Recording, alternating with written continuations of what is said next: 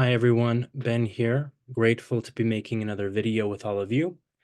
And I thought today I would talk on a really basic aspect of emotional intelligence.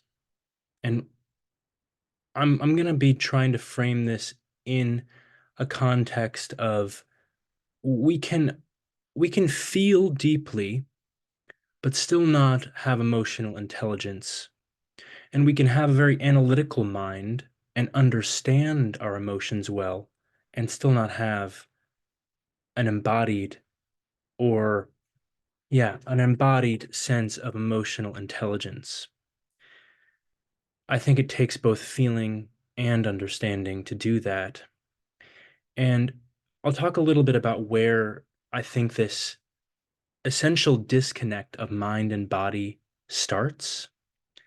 And I'll also try to point to an example from my own experience where bringing online the making conscious the connection between my mind and my body wasn't there, and then what happens when it is there. So this is a really important topic, and I'll just say culturally we are a very heady culture. We're taught to rationalize, have logic, understand things, understand your past. You go to a psychologist and you talk and you talk and you talk with your therapist, right? And you explain and you understand better your experience on a mental level, right? In another frame, in another part of the world, people do sorts of work where they deeply feel, right, through meditation. One example of this, and this is from my own experiences in Vipassana meditation, where you sit and you observe sensation, you subtly feel through your whole body, and you make more and more conscious the sensations as sensations.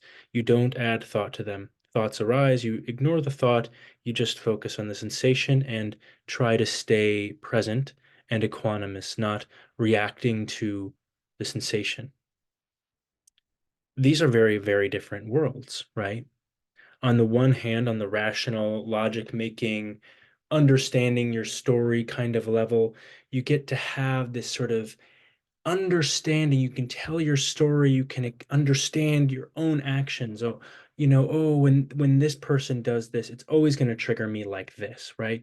But on a somatic level, you might have an understanding of that up here, but on a somatic level, that might not change anything, right? And transversely, I would say, with this deep feeling skill of Vipassana meditation, which is where I'm coming from, there are many other sorts of schools of this that are similar in the world of meditation. Just let go of the thought, just observe the breath, just observe the feeling. A skill is developed, a number of skills are developed. One is just attention, keeping your mind concentrated on one thing. And this develops a sense of peace. It does help cultivate a sense of inner harmony, I think. And yet, a path where you feel and at the same time ignore the thought is having an effect, I think, in a lot of cases, and it was certainly true for me, of actually repressing more deeply the source of where that sensation is coming from, because the sensations are having a relationship with thought. So I'll give an example of this is like I sat and I did a lot of Vipassana. I felt really deeply, but I had what were called sort of gross, intense sensations, very dense, blocky feelings. I would feel through my whole body, and I just feel like a brick of tension and stress. And I got to be very equanimous with that. It's a skill. You can still relax and you can breathe through it, and you don't take it that personally. You sort of realize, oh, it's just sensation, and that's a skill. But I wouldn't say that during that time I became any more psychologically healthy. I didn't have, I didn't feel safer or more of myself, or I didn't feel more connected to people. I didn't, I had anxiety, I had stress. I was just as avoidant. I mean, I was thriving in my avoidance in Vipassana. That's a whole other episode to this. So in that process of feeling, ignoring that there's anything in my mind about this that is keeping this feeling going, put it away, just ignore it. Just the sensation. I'll just observe pure sensation, pure consciousness is going to develop, and I'm going to just feel this. What that's doing, in my opinion, I think that there are degrees to this. I do think there's a purity of awareness that would probably break through what I'm about to talk about. But I think what's happening on a large scale with that is you're actually repressing the thoughts that are associated with the feeling. So this becomes really clear in inquiry work, which is what I'm really here to get into. When we feel into our body, we might feel a contraction, just like I was feeling all these contractions. And with a simple question, just to ask the body, oh, if this contraction in my throat could speak, what is it already saying? I would ask the body somatically, make a question, feel it, and something would come forward. Oh, I don't want to talk, or I'm afraid. Some words might show up, or if my heart feels really open and good, it might be like, I'm radiant, I'm alive. Whatever feeling is arising, that's what's right. That's the trust, the connection of the body and the mind. And what that does is that makes a sensation, which was just a sensation all on its own, which I've taught myself to dissociate all thoughts from, right? And a lot of people have done that. And most people aren't aware, generally, I would think, of what they're feeling all the time on a level of like, what is the thought associated with that feeling? What that does to make somatically that connection again, to say, oh, I'm sad or I'm radiant, I feel alive, is to make the thought, the body, make the mind and the body conscious together, and there is coherence that starts to happen. Now, this is really amazing and subtle work, but in the simplest way to describe it, when the body and the mind are online, then everything just is naturally going to begin to process. When I'm feeling my feelings and I am aware of the thoughts associated with that feeling, like, oh, I'm really hurt at this thing that happened and it makes me feel scared, I'm going to start to process my experience. I'm not going to just stay, create divisions and belief systems about this other person who may have hurt me or something. That all of that happens as we dissociate from the initial experience of an emotion and its related thought.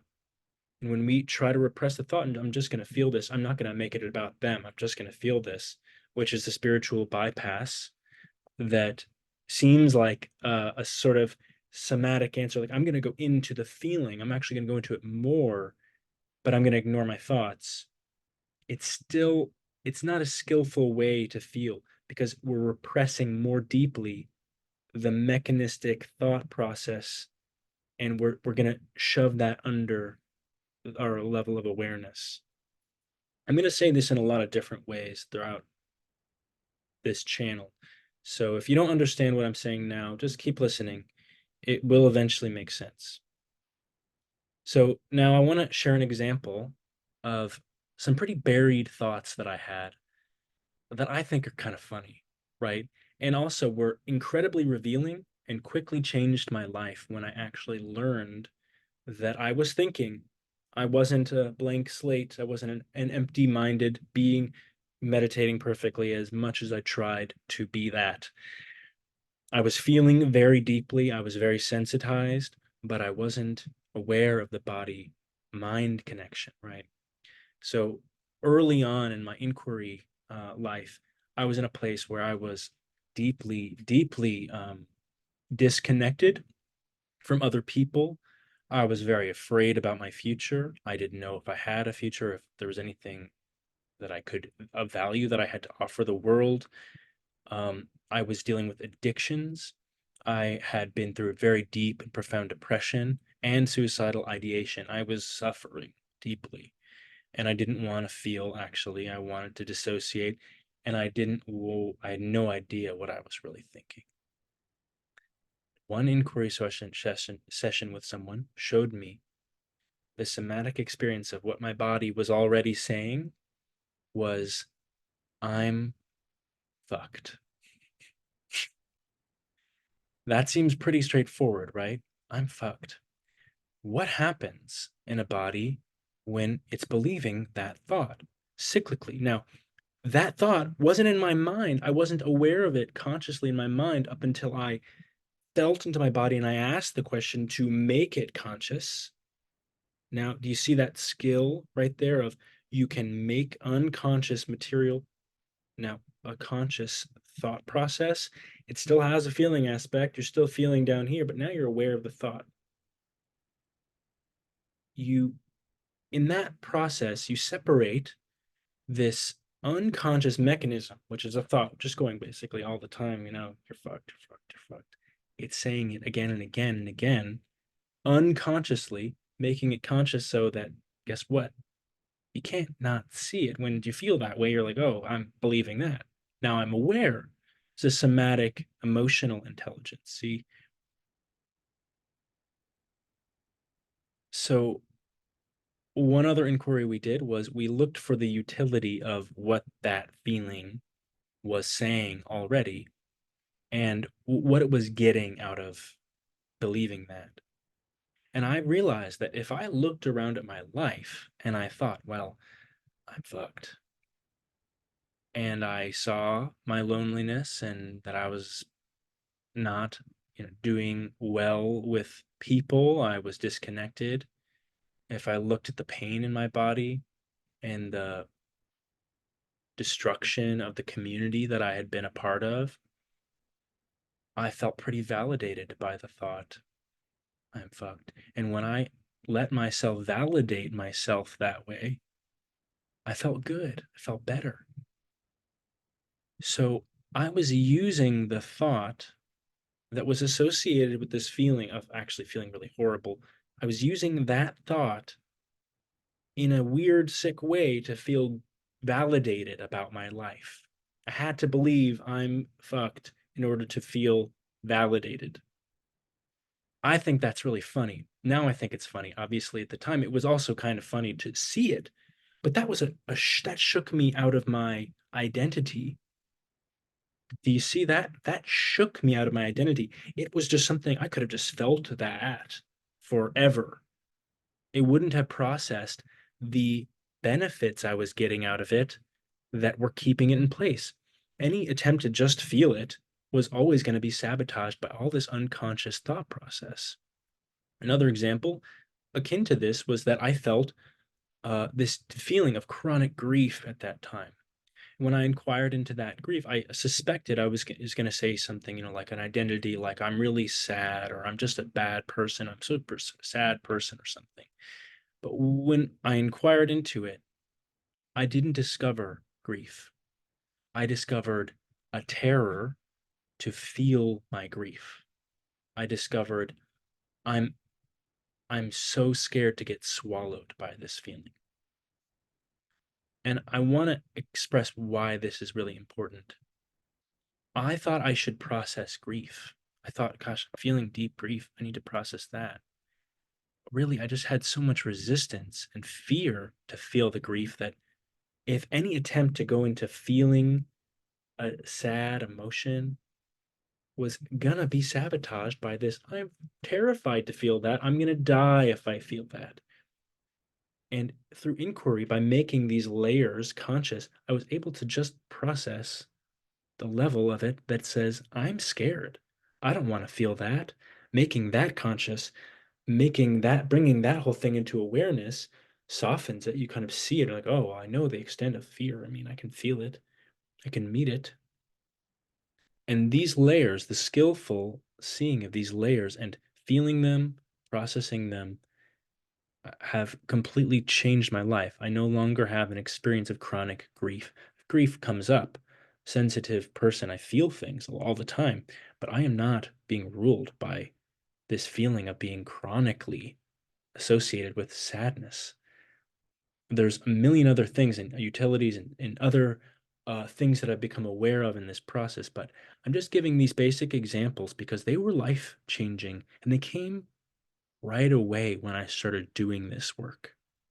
Making conscious the unconscious processes, feeling the body and understanding how the mind is associated with the process of the feeling. And as you get into it, you understand that the mind's process is mechanistic. Stimulus response. I see that person, she's got red hair, she reminds me of mom or sister. It's going to have all these sorts of triggers on me. Super unconscious processes. You can make them conscious. You might still be triggered when you see with the redhead, but then you just keep on seeing them in the skillful process of inquiry. And after some time, it's like, I don't care about that feeling or thought anymore. I'm bored of this process. I've seen this so many times. It literally loses its glue, it loses its strength. So, if any of this made sense to you, if it was interesting, put a comment in there, like the video, subscribe to this channel. If you want to hear more information like this, I'm going to be going into depth and detail as I go through it. I'm not going to be sharing a lot of tools of inquiry here because I will say the processes and the work around this can be dysregulating if you are not practicing it skillfully. So, that said, I'm not going to be doing that. And I will be giving little tidbits here and there around the tools, but I'll be giving more context and understanding around how this stuff works. It's beautiful. It's beautiful stuff. I hope you're excited and interested. So, thanks for listening.